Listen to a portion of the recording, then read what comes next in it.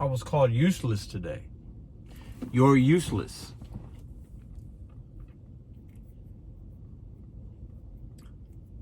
I don't know how much longer I can do this kind of work.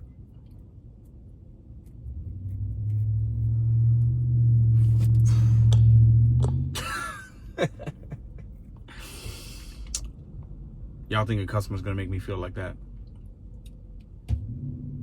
I share these videos because I keep talking about the value of gig workers and how the perception of society and Americans and people using these apps is that we are nothing.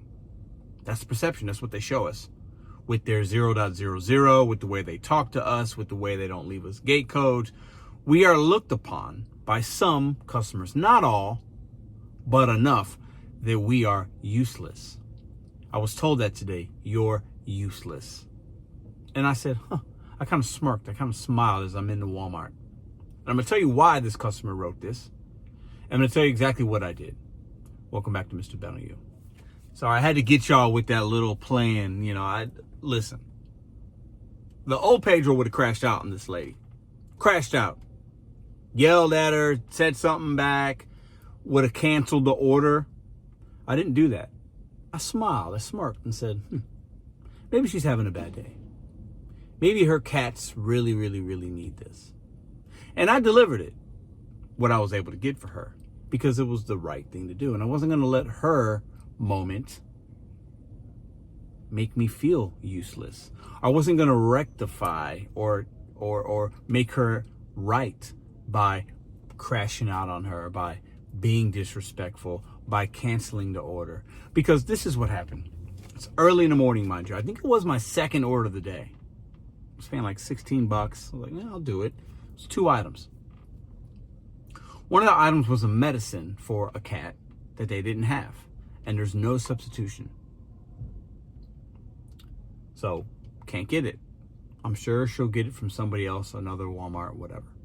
Second item was a 24-pack of kitten pate style, I believe, a case of kitten food. They didn't have it. And with cat food and dog food, substitutions can be difficult because you don't want to just get something, right? And cat food, kitten food in particular, they run out a lot or they're out of stock. So I wind up, because the only option that they have is single individual of the same kind, not in a pack, of the kitten food.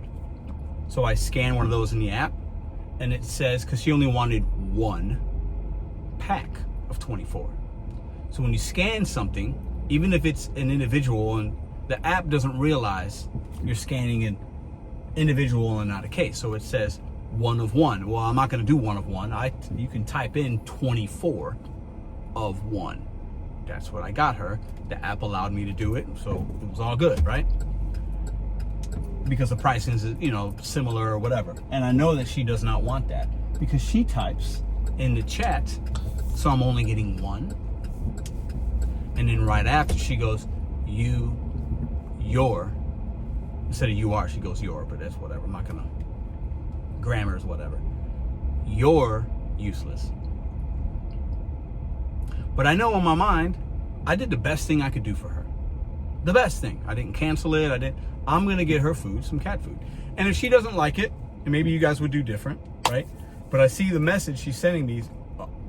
I'm only getting 1 can, because she can see I scanned the substitution of an individual, but she cannot see that she's getting 24 of them. Anyways, so she types that, and I'm not going to say anything. I'm not going to go back and forth with her.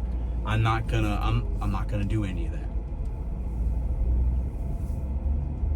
But at some point en route, because I have like a 15, 16 minute drive, she types, oh, okay, I get it. Thank you. She must have seen what I actually did for her. Once again, I haven't said anything because less is more sometimes in customer service. I let her regulate herself and her emotions. And I did not get in my feelings and emotions. And old Pedro's done that on DoorDash a few times, Instacart. I would just crash out and let them know, or cancel it, or say something to them, or call them out for being whatever. No. I'm really trying not to do that anymore. I'm not gonna match these customers' energies anymore. I'm not always perfect. It's progress, not perfection. But today I made that right decision. And I dropped it off, as you can see here. And she was thankful. And she thanked me for it. Thanks for doing that. She told me that. In part, thank you for making that decision. She didn't apologize for you're useless. And I wasn't needing that. But her kitten was able to get some food versus nothing at all. She wasn't able to get the medicine that she needed. But there was no substitution for that. And I wasn't going to make a substitution for a different kind of medicine that wouldn't have helped her cat. But I'll make a substitution for having some food for a kitten that was the same kind. Does that make sense? But these customers, man, initially, you can turn a bad situation into a good situation by doing nothing sometimes. By saying nothing. By showing with your action versus your words, knowing you did the best possible thing and you did the right thing. But customers initially will look at us based on a prior experience they might have had, based on what the app tells them or not, the amount of information it gives them or not, right? Based on just the kind of morning they're having, whatever, right? They will look at us like we are useless, that we are of no value. They will. And this is why sometimes I always go to this sometimes, if it's appropriate. This is why tipping is important. She left a $4 tip, and I could see that. And I checked that before I do orders. Because if she hadn't, maybe I do cancel it. But she left a $4 tip, so that tells me, you know what? She's telling me she needs this. She's telling me she values me. So I'm not going to let her words based on maybe an app glitch or whatever. No, I'm going to get what she needs. And I'll see it all the way through. And I did that. We did that. And it was fine. So initially, somebody might say you're useless. But if you know you're not, and you know you're doing the best that you can, continue on with the delivery. Continue on and try to make it the best you can possible. And try to turn that customer's experience around. Even in the moment, if she's telling you something that you don't like, it doesn't mean that that's how you have to see it all the way through. I would have proved her right if I would have just gave it up. What's the weirdest, oddest thing somebody's texted you? That's not this today. I've had people say wild things to me. I've had people in person do wild things on deliveries and rideshare. This was not even in the top 10. But I would be lying if I didn't say, when I read that message, I'm like, huh? I'm useless? Like, really? That's how she's coming at me at like, this was like 7 in the morning.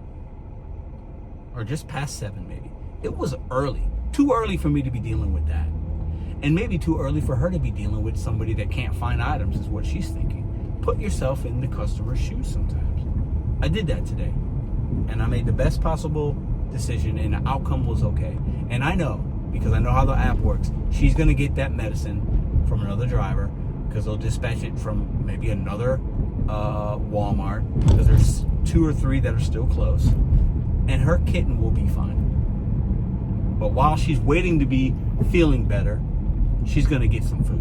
And we were able to do that today. Anyways, a lot longer of a video than it needs to be. But I want to hear from you guys. What would you have done? What do you do? What have you done in this situation? What would you have done with that communication from the consumer? I would love to hear your input in the comments section down below. See you guys in the next video.